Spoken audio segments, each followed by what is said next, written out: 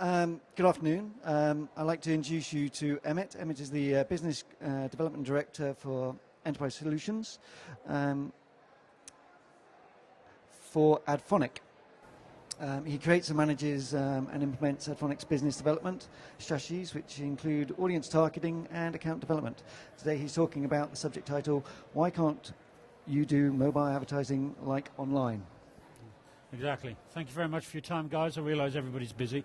So can I just ask a couple of questions so I understand the audience a bit? Has anybody bought online advertising? Right. Has anybody heard of a DSP? All right, cool. We've got some more. And an exchange. Great. Okay then. So thanks very much for that. That helps me understand how to pitch this topic. So about ADphonic, we're a mobile advertising company based here in London. We're about 70 people strong, and we work with the large agency groups and advertisers direct in the UK. I've previously been in online for 12 years and mobile for 3 years. So we have access to an awful lot of mobile advertising space. So 300 billion ad impressions a month on mobile devices. So that means tablets and smartphones. And we buy each advertising opportunity in real time. So if you think about it, it's eBay for advertising. So if you've ever been on eBay, sometimes you get massive long description telling you about the product. Sometimes you get come and collect it yourself and it's a knackered old bike. Do what you like. So real-time bidding is slightly like that. So if you think about it, I have a really long description that tells you the handset, the device, the location, when we last saw that user, their mobile phone network, and so forth and so on. And sometimes we might be told, actually, it's a Nexus 7 or it's an iPad, and that's it. And what we do is we use data to understand each one of those opportunities to advertise to that user. Hopefully I haven't completely baffled anybody at this stage. So what we do is we sell that on a performance metric, so you buy on what's called the cost per click. So every time somebody clicks on your piece of creative, you pay. You can use what's called rich media. So if you've ever seen an ad on a mobile device and clicked on it and it's played a video or it's taken you into an interactive situation where you can work with the creative, that's rich media. And that's really good for getting across branding messages and getting out there in front of your audience. And then also we have tap to video. So you tap on the piece of creative on your phone or on your tablet, and then it opens a piece of video on your native video player, either on your iPad or your smartphone. So you can imagine it's a very good way to get a message across. And we find all this advertising space through direct relationships with websites. We also work with mediated, where we agree to pay a set price up front for the advertising space. And then we have what we call RTB, real-time bidding, which is the eBay for advertising. And it happens in milliseconds. It happens very fast in terms of data transfer and understanding. So, as I said, we're headquartered here in London. We have access to the global market, and that's where we operate. So, mobile and online are very different. So, in online, desktop, you have a browser and you have a cookie within the browser. And that stores the majority of your information. So every time you go to Amazon, it says, hello, welcome back, would you like to buy these products? All that information is stored in the cookie. In mobile, it's very different. You have hundreds of handsets, different operating systems, and Apple, being Apple, doesn't allow you to track across their devices, but Android does. So it's a lot more fragmented, but there is a solution, so don't worry. And also as well, the psychology of mobile is very different. And I'll go on to explain it further, but you know, some of you might be looking at your phone now, guilty, and some of you may be listening to me. But the reality is you use your mobile in a different way, you have a different mindset, you're thinking differently, and I'll explain that with some IAB studies further. So as I was saying, in online you have the cookie in your browser and it recognizes you and it tracks you across the web so it can see what you're doing. For mobile, 80% of our time is spent in-app. If you think about it, on your way in today, were you reading the BBC News, were you checking Facebook, were you playing with your messaging, were you looking at your email? Oh, I then saw an ad on the tube or wherever it was, and I opened up a browser and I looked for more information. So we spend a lot of time in-app. And the reality is, each app is like a single cookie. It's a single browser session. So you can't track back and forth between apps, but we have got a solution to that. So it's more fragmented, but we have figured it out. And just to put it into perspective, these are the mobile devices that are the main players in the market. So you've got Android, iOS, etc. RIM is still there, surprisingly. And this comes from our global ad metrics report. So as we work globally, we produce reports which cover the whole market, looking at continental differences in behavior and habit. And that can be found on our website, which gives you a good overview. But what happens when you take out Apple? You lose nearly 40% of the market. And if you think about it, these things cost anywhere between 300 and 600 quid. And then for an iPhone on a contract, you're talking minimum 30, 40 pound a month. So you're talking about high net worth individuals, users that are early adopters. At the moment, we sell advertising space on iPads, and during the summer that was going for about £4.50. Now it's heading up towards £10 per 1,000. So those users are highly desirable and highly attractive. And so when you lose them from the landscape, it becomes difficult to manage in terms of targeting. So what we've done is we've created a new way of managing that. We create what's called a unique database, or we call it our Madison ID. So what we do is we look at your operating system, we recognize what phone you're on, we look at the device so we can see the exact device, you get an identifier for each one, and then we combine that into a database so that when we see you the first time, if we don't recognize you, we give you an ID. When you then come back, we use that ID to recognize you and decide whether we're going to serve you an ad or not. So we combine all that information together.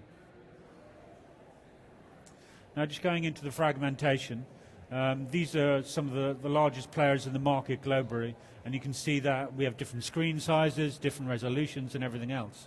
So the mobile industry, and it's not just us, has come up with a way of managing all of this chaos, if you like, and bringing it into a controllable solution. So we deliver campaigns for Sky, Ford, BMW, etc., etc., etc. And what we do is we get them to provide one set of creative, and then we change it into all the variable sizes and give you reporting against that. We also work across all the different handsets, all the different tablets out there as well, because looking at a creative on a Galaxy Tab as opposed to looking at it on a Bold on a BlackBerry, it's two different things. But also as well, in terms of online to mobile, online has about 10 data fields, mobile has about 20. So you have more data to pivot off and more to learn from. And you get a different personality and user profile based on the handset, based on the mobile network, based on the geolocation. So if you can understand that granularity and you have insight into that, then that enables you to realize a greater marketing ROI. And I'll explain that further. So just coming to the solutions that we were talking about, what we say is give us as much creative as you can, but stick with one message. Hit it with a big hammer, if you like, and keep it simple.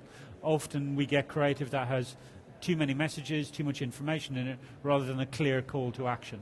So if you can keep it simple and drive to that message, you should get the results you need. Now, this is a busy slide, but the reality is that's what tracking in mobile looks like. So it's slightly confusing in terms of you have an ID for iOS, an Android ID, pixel tracking for smartphones, and Google have their own as well. And what we do is combine that into one ID so you can understand who that user is, and then we target based on that one ID. So it's like getting a giant soup and sieving it down to one thing. Now, I was talking earlier about the use of mobile and the psychology of mobile. So I'm going to come this side, it'll be easier. So early in the morning, you've got people using tablets, mobile devices, and desktop. And this study's from the IAB, it's not our own study. And you can see in the late morning that people are progressing through, they're using mobile devices, social networking, and news. But you can see the mobile here in the pink line is increasing. They continue to do that through the afternoon. And then in the late afternoon, when they get back to the office and they're meant to be doing some work, they're actually online checking out what's going on. So they don't want to be seen using a mobile device. We then progress back into the early evening when most people are commuting, and when you're on the go, I don't know if you've noticed it, on the tube, everybody's like that, or on the bus, they're like that. So they're interacting more, they're ready to receive a message, so that's why we find tap to video works really well. And then in the evening, people used to have a laptop at the end of the couch, they now have a tablet. I mean, if you consider you can buy a Google tablet for 150 quid, it's a reasonably cheap entry price. And so what you do is you take this information, you plan it into your targeting and your delivery of your campaign so that you may buy media or mobile media when it's more relevant to your audience and they're more likely to interact. So why can't you do mobile advertising like online? The reality is, why do you want to? It's a different psychology, it's a different methodology. People have a different relationship with their mobile. They may let you borrow their PC, but when was the last time you handed your phone to somebody and said, have a look, see what I've been up to? It's a very personal device that has your life inside it, and so you keep that and use that accordingly. And just one last data slide. So we do what's called an app snap report. So we look at the app market and we look at the campaigns we run. And this was for an automotive campaign that we ran in the UK. It's BMW. And index to convert are the blue columns here, so you're more likely to convert. Click-through rate, so how many people click on each ad. And then the conversion rate, so how many people convert. So you can see here that the click-through rate stays pretty constant during the day. The conversion rate goes up in the early morning, comes down in the late evening. But actually, if you look at it during the week, Friday would be your prime time to advertise. So I'd start somewhere around mid-Tuesday and build up awareness and drive engagement, looking to drive conversions. And if you think about it, it's automotive. So when do you look at a car? On a Saturday and a Sunday, as most people work. It's not rocket science, it's just basic human psychology, and it's just transferring that to a mobile environment. So, as I was saying, all our reports are available on our website. ADphonic gives you an overview of the global market, shows you what's trending, what's new, what's happening, gives you insight based on per advertiser, so automotive, retail, travel, etc. So if you're looking to benchmark yourself against how you should be performing, then it's worthwhile looking there. And finally, that's me. I post a lot of stuff on Twitter. If you want to follow it, great. If you don't, that's no great big issue. But what I do is I bring out all the interesting stuff in our industry in terms of what I think is relevant to where we're going and what we're doing. I'm slightly annoyed that we're stuck in the corner. I think we should be over there as we're the fastest growing media. Next year we'll be there. And the fact is, consumers spend 21% of their media time in mobile environments. That's bigger than X Factor in terms of an audience. So you're reaching a lot of people very cheaply, very quickly, and on the go. And as the previous presenter said, ticketing is growing up fast and becoming part of the environment. If you can reach them through mobile, you've got an action here, then and now. Also as well, you can follow ADphonic. We've got some information there on the reports when they come out. And we do a lot of free industry events where we just bring in advertisers to talk about what they're doing and what's interesting. So if you want to join that, you're more than welcome. Any questions?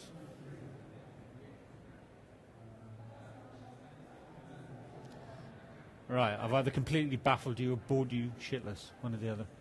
Tell me if we do anything on the B2B side. So we do some work on the B2B. It's quite hard as it's a consumer mechanism. Do you know Citrix? We run their global stuff for Citrix, so GoToMeeting. So what we do for them is we're very clever in our targeting. So an event like this, an IT conference in San Francisco, 5,000 techies in one area, we'll just target that convention center, and then we might expand it out to target within a mile radius of that convention center. So every time one of those persons logs onto a mobile device, they'll see a relevant ad for Citrix. We also do a lot of pinpoint geolocation stuff. I was talking to the lady previously. Small events you can target up to, you can target to within a mile of a geolocation, either a postcode or a lat and longitude. And anybody that owns a mobile device there, you'll have an opportunity to serve them an ad. Does that assume they have their phone geo-enabled, location-enabled? No, so the lady asked, does that assume if they have their phone geo-enabled? So it comes down to a couple of things. When you launch an app, it'll say, can I use your data? So if you've enabled that, we can show you an ad there. The majority of mobile web users enable geolocation as well. But we also use IP targeting. So the Wi-Fi in here is targetable, and we target that as well.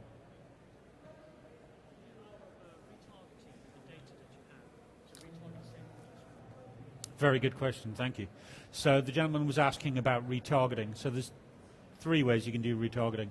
So every phone has a unique identifier, And once a user has clicked on an ad, you can then retarget them. So you build up a list of those identifiers, and when you see them again, you can go back out to them. On top of that, you can also target people that have installed an app, or you can retarget people that have been to your mobile website. So it works very well in terms of retaining customers. You can also do what we call a unique ID upload. So if you gave us a list of everybody that had installed your app or been to your mobile website, giving us that unique mobile ID, we can then retarget that user when we see them.